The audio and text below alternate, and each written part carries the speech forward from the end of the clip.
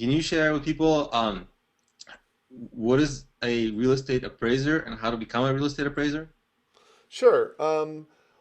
I think it's really interesting to me that you really have to sort of analyze what you're going to be doing as a real estate appraiser versus becoming a real estate broker, or which is the same thing as a real estate agent almost, uh, and versus being a mortgage broker or a mortgage banker. An appraiser, and I did that myself, Alex. When I went into, I used to be a CPA. I worked for Coopers and Lybrand or Price Waterhouse Coopers. And one of the things that I did is I made a conscious decision to go into real estate sales versus becoming a mortgage broker and appraiser.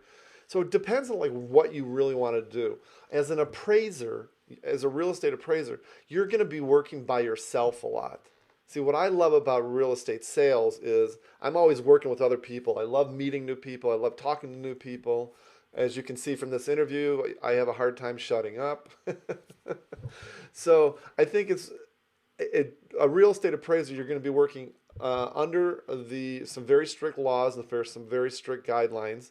You do have to be licensed in most states. I understand. I heard recently that there's some states that don't require licensing, which I find that hard to believe. But in most states, you do have to become licensed as a real estate appraiser. You also have to use a uniform form, if you will, to complete an appraisal.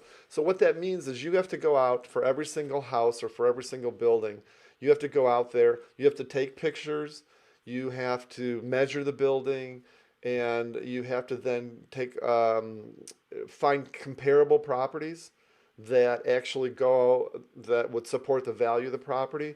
So if somebody buys a house for $100,000, the bank's going to want to know, is that house worth $100,000? And it's up to you as the appraiser to put all the information, the figures and facts together to make sure that that happens. Um, there really are three different ways to value a property as an appraiser. There is one is the cost approach, and that is just what basically what it would take to rebuild that property. Essentially, is what the cost approach would be. One would be the income capitalization approach, and that would be for larger buildings that we talked about. So if you have larger apartment buildings, the whole value is going to be based on how much money does the building generate. And then finally, you're going to have the sales comparison approach.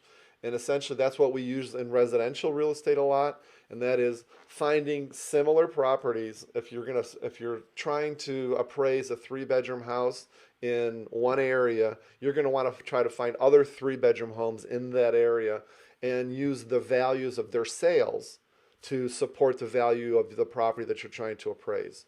So it's three different ways to do appraisals.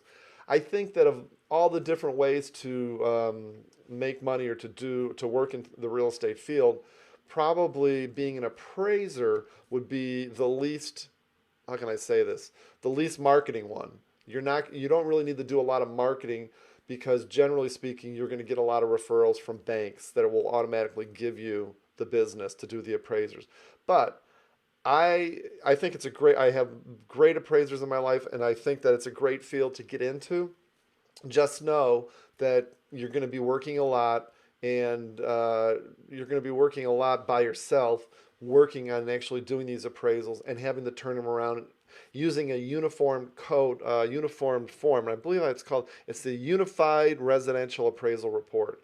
Um, so it's probably, I don't even want to say it's the least exciting field in real estate, but it is something that you will do by yourself. And if you're not really into doing all the marketing, it definitely is something worth checking into.